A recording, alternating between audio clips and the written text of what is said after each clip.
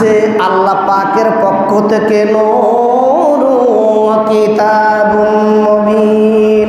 জোরে জোরে বলি মারহাবা। তাহলে আল্লাহ পাক বলছেন কার পক্ষ থেকে? আল্লাহ পাকের পক্ষ থেকে।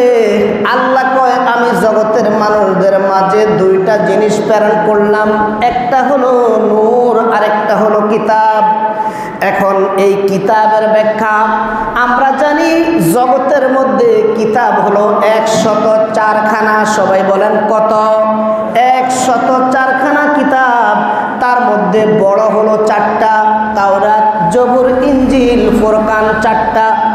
104খানার মধ্যে বড় হলো 4টা, আর সহিফা ছোট ছোট কিতাব হলো 100। মোট 104খানা কিতাবের মধ্যে এখন আল্লাহ পাক বলছেন ওয়া কিতাবুম মুবিন।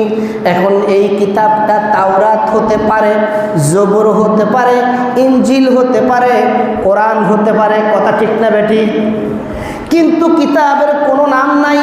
তাহলে 104খানা কিতাবের ভিতরে যে কোনো একটা কিতাব হতে পারে।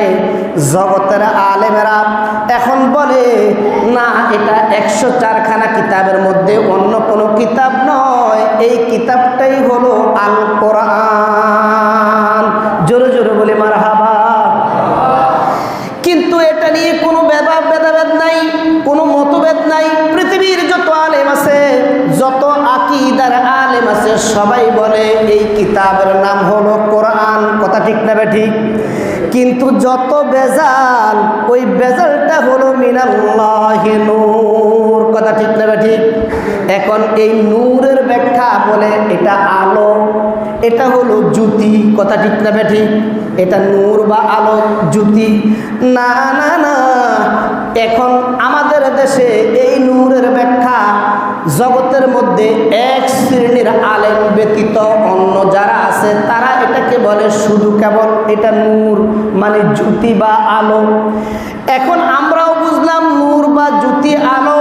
তাহলে তাফসির খুলে দেখি তাফসির কি বলে। তাফসিরে মাযহারি, তাফসিরে কাশাফ, তাফসিরে রুহুল বয়ান, তাফসিরে ইবনে কাসির এবং বিশ্ববিখ্যাত তাফসির আল্লামা ইমাম ফখরুদ্দিন রাজি তার মাফাতিহুল গায়েব তাফসিরে কবিরের মধ্যে লেখে, কয় শুধু নূর নয়, এই নূরটাই হলো নবী মুহাম্মদুর রাসূলুল্লাহ সাল্লাল্লাহু আলাইহি ওয়াসাল্লাম। জোরে জোরে বলে মারহাবা।